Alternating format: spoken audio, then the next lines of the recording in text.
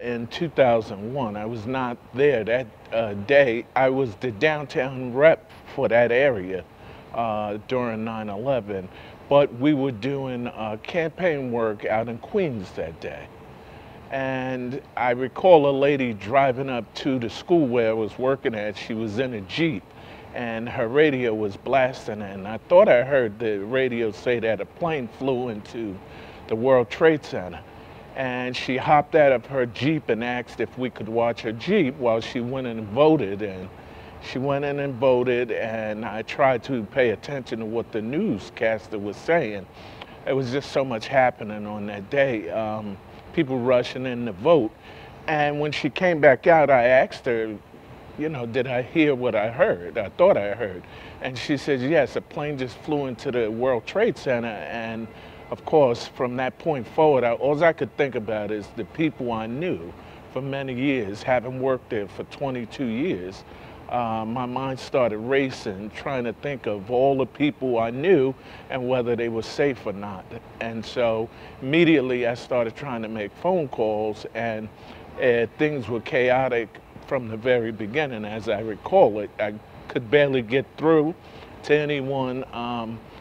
And from that point forward, that my day was just preoccupied with thoughts about whether friends I knew were safe and how people were making out throughout that day. Things sort of started going like in slow motion. It was like, although I felt, conscious of things, it just felt like everything was starting to slow down, like I was trying to process it all. And it was just a really emotional time.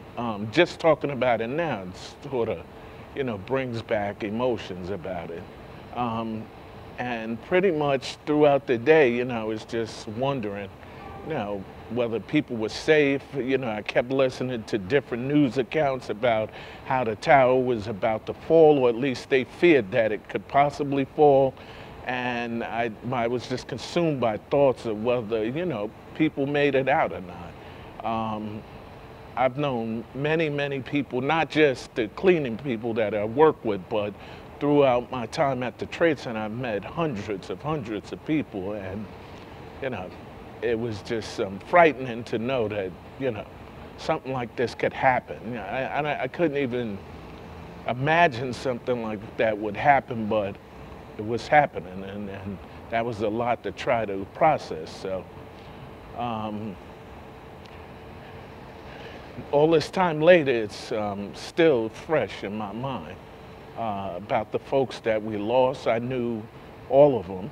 I worked closely with many of them, and I miss them, I miss them every day. John White, I miss Rocco Camage, window cleaner. There were many of them that I knew personally for, spending time with them, working side by side, and their images are fresh in my mind.